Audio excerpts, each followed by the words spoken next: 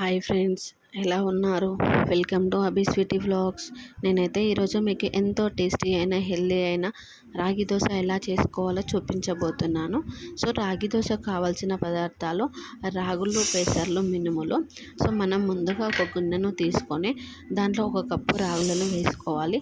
మనం ఏదైతే కప్పుతో రాగులను తీసుకుంటామో అదే కప్పుతో ఒక కప్పు పెసర్లని, మళ్ళీ అదే కప్పుతో ఒక కప్పు మినపప్పుని తీసుకోవాలి. సో ఆ మిశ్రమాన్ని అంతా ఒకసారి కలుపుకొని దాంట్లో తగినన్ని నీళ్లు పోసుకొని ఒక 5 నుంచి 6 గంటల వరకు నానబెట్టుకోవాలి. దీంట్లో మెంతులు వేయాల్సిన అవసరం లేదండి. అండ్ మనం నైట్ అంతా నానబెట్టుకోవాల్సిన అవసరం కూడా లేదు. ఒక 5 నుంచి 6 గంటల వరకు నానబెట్టుకుంటే సరిపోతుంది. ఒక 5 నుంచి 6 గంటల వరకు నానబెట్టుకున్న మిశ్రమాన్ని మళ్ళీ ఒక మంచి వాటర్తోనే క్లీన్గా కడిగి తీసుకున్నాను. అలా తీసుకున్న మిశ్రమాన్ని నేను మిక్సీ జార్లోకి వేసుకుంటున్నాను. ఈ రాగులలో ప్రోటీన్, ఫైబర్, కాల్షియం, ఐరన్ అనేది ఎక్కువగా ఉంటుంది. ప్రోటీన్ ఉండడం వల్ల ఇది బోన్స్కి చాలా ఉపయోగపడుతుంది.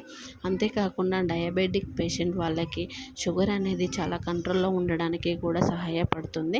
సో దీంట్లో ఫైబర్ ఉండడం వల్ల కొలెస్ట్రాల్ అనేది చాలా కంట్రోల్లో ఉంటుంది. అండ్ డైట్ చేసే పర్సన్స్ ఎవరైతే ఉన్నారో ఈ రాగులను తీసుకోవడం వల్ల వాళ్ళకి ఫైబర్ ఫుడ్ అనేది వచ్చి వాళ్ళ డైట్ అనేది చాలా కంట్రోల్లో ఉంటుంది. హెల్త్కి చాలా మంచిది రాగి దోశ అనేది.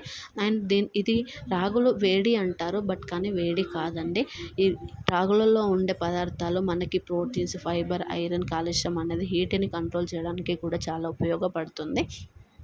అండ్ నేను దాంట్లో కొన్ని వాటర్, ఆ మిక్సీ జార్లో కొన్ని వాటర్ వేసుకోవాలండి. దాన్ని దోశ టెక్చర్ వచ్చే వరకు మిక్సీ చేసుకోవాలి. సో మెత్తగా మిక్సీ చేసుకున్నాను. దోశ టెక్చర్ ఎలా అయితే ఉంటుందో అలా మిక్సీ చేసుకున్నాను నేను. అలా చేసుకున్న మిశ్రమాన్ని నేను ఒక గిన్నెలోకి ట్రాన్స్ఫర్ చేసుకున్నాను. సో దాంట్లో కొంచెం సాల్ట్ అనేది యాడ్ చేయాలి. నేను మర్చిపోయాను, ఆ క్లిప్ అనేది మీకు యాడ్ చేయలేదు, మిస్ అయిపోయింది. సో మీరైతే గిన్నెలోకి ట్రాన్స్ఫర్ చేసుకున్న మిశ్రమంలో కొంచెం అయితే సాల్ట్ వేసుకొని కలుపుకోండి. ఇది ఇప్పుడు మనకు దోశ చేసుకోవడానికి మిశ్రమం అనేది రెడీ అయిపోయింది. సో ఇలా రెడీ చేసుకున్న మిశ్రమాన్ని ఒక ప్యాన్ పెట్టుకొని అది నార్మల్గా హీట్ అయిన తర్వాత, కొంచెం హీట్ అవ్వాలి. హీట్ అయిన తర్వాత మనం దోశ ఎలా అయితే వేసుకుంటామో అలా వేసుకుంటే సరిపోతుంది. సో నేను అలానే తీసుకున్నాను. రాగి దోశ అనేది చేయడం నేను ఫస్ట్ టైం ఫ్రెండ్స్, ఈరోజే ట్రై చేశాను. సో అలా వేసుకుని చూడండి ఎంత బాగా వస్తుందో, పిండి అనేది చాలా మంచిగా ఉంది. సో మనం అలా వచ్చిన దోశ వేసుకున్న తర్వాత దాని మీద కొంచెం ఆయిల్ అనేది వేసుకోవాలి.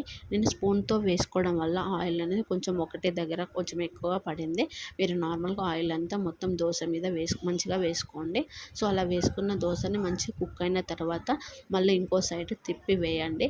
అలా వేయడం వల్ల మనకి ఎక్కడన్నా దోశ అనేది కుక్ కాకుండా ఉండడం జరిగిందనుకోండి, మంచిగా కుక్ అవుతుంది.